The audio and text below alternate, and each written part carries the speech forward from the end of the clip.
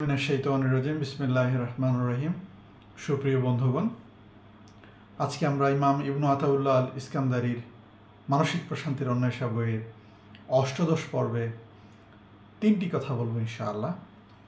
তিনি খুব চমৎকার করে বলেছেন যে একজন মানুষের হৃদয়ে যদি আল্লাহ তাআলার বিশ্বাস থাকে তাহলে সেই বিশ্বাসটা হচ্ছে সূর্যের মতো, এবং একটি সূর্য যদি না থাকে তাহলে এই পৃথিবীর অবস্থা যেমন ঘন তুষারে ঢেকে যাবে, প্রাণসত্তা হারিয়ে যাবে, ঠিক একজন মানুষের হৃদয়ে যদি আল্লাহ তাআলার বিশ্বাস না থাকে ঠিক তেমনই তাহলে সেই ব্যক্তির হৃদয় সূর্যহীন হয়ে পড়বে এবং তুষারে আচ্ছাদিত হবে এবং সেখানে কোনো প্রাণসত্তার নিদর্শন পাওয়া যাবে না।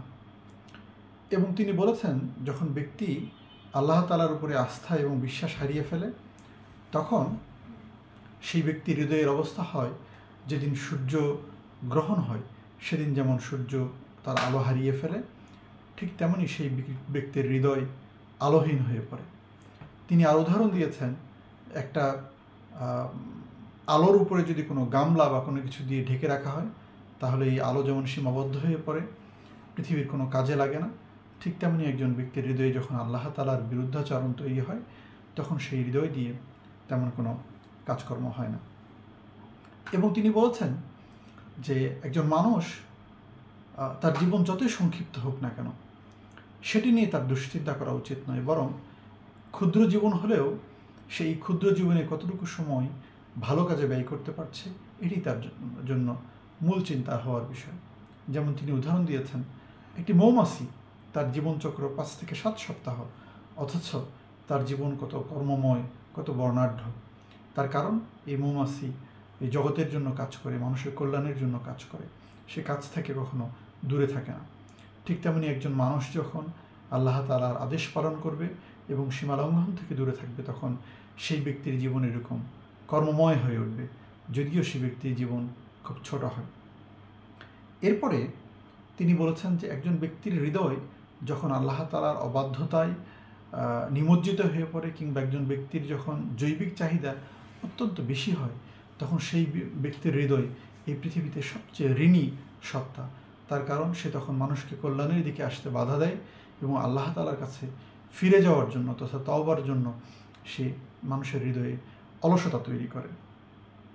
এবং তিনি বলেছেন যে এই পৃথিবীতে একজন মানুষের যত ধরনের শত্রু থাকতে পারে সবচেয়ে নিকৃষ্ট এবং ভয়ঙ্কর শত্রু হচ্ছে শয়তান। এবং যে ব্যক্তির মধ্যে মানসিক বৈকল্য তথা বিকার আছে, যে সে পাগলাটে আচরণ করে, তার পরিস্থিতি সম্বন্ধে ভালো কোনো ধারণা নেই, সে পরিস্থিতিকে ম্যানেজ করতে পারে না, হিতাহিত জ্ঞানশূন্য হয়ে পড়ে, তখন সেই ব্যক্তি এই ব্যক্তির কোনো মূল্য নেই এবং এই ব্যক্তির মুক্তি খুব সুদূর পরাহত। এভাবে ইমাম ইবনু আতাউল্লাহ আল ইস্কান্দারি বারবার বলেছেন যে একজন ব্যক্তির হৃদয় হতে হবে সূর্যের মতো, যেখানে উত্তাপ থাকবে, যেই উত্তাপ দিয়ে চারপাশে আলোকিত হবে এবং সবুজ শ্যামল হয়ে উঠবে। এবং তিনি আরেকটা বিষয় বলেছেন যে একজন ব্যক্তির হৃদয়ে যত খারাপ জিনিস থাকতে পারে এর মধ্যে সবচেয়ে খারাপ নিকৃষ্ট হচ্ছে অহংকার। তিনি উদাহরণ দিয়েছেন যদি কারো উঠানে বৃষ্টি হয় আকাশ থেকে, তখন সেই উঠানে যদি আমরা লক্ষ্য করি তাহলে দেখব যে উঠানের যে উঁচু জায়গা সেখানে সামান্যতম বৃষ্টি অবশিষ্ট নেই, বরং বৃষ্টি হওয়ার সাথে সাথে সেই বৃষ্টি নিচের দিকে গড়িয়ে চলে গেছে। আমরা যদি বৃষ্টিপাত যখন হয় তখন আমরা যদি পাহাড়ের দিকে তাকিয়ে দেখি তাহলে দেখব যে পাহাড়ের চূড়ায় সামান্যতম কোনো বৃষ্টি নেই, বৃষ্টি হওয়ার মাত্রই সেটি নিচের দিকে গড়িয়ে যায়। ঠিক তেমনই একজন ব্যক্তির হৃদয়ে যখন অহংকার থাকে তখন সেখানে আল্লাহ তাআলার ভয়, ভদ্রতা, লজ্জাশীলতা, অন্যের প্রতি অনুকম্পা, দয়া, মানবিক হৃদয় এগুলো কোনো কিছু স্থায়ী হয় না। তার কারণ সেখানে অহংকার এরকম চূড়ার মতো হয়ে থাকে, সেখানে এই যে ভদ্র জনচিত আচরণ, মানবিক আচরণগুলো স্থান পেতে পারে না।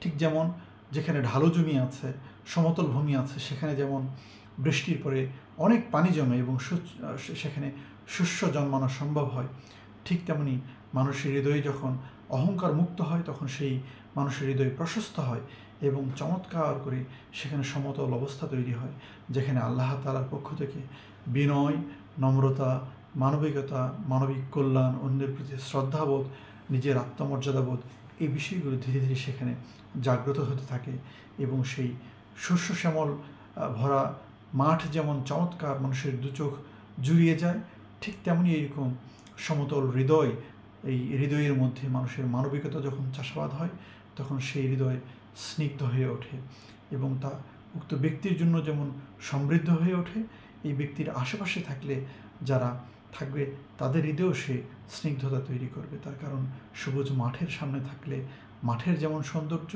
এই সৌন্দর্য যে দেখে তারও ভালো অনুভূতি তৈরি হয়। ঠিক তেমনি এরকম সুন্দর হৃদয়ের মানুষ তার নিজের জন্য গর্বের বিষয় এটি এবং তার পাশে যারা থাকবে তাদের জন্য এটি অনেক গর্বের এবং কল্যাণের বার্তা বয়ে নিয়ে আসবে। আল্লাহ তাআলা এরকম কল্যাণকর, বিমুগ্ধ, সৎ এবং ভদ্র নম্র হৃদয়ের মালিক হওয়ার জন্য তৌফিক দান করুন। আসসালামু আলাইকুম ওয়া রাহমাতুল্লাহ।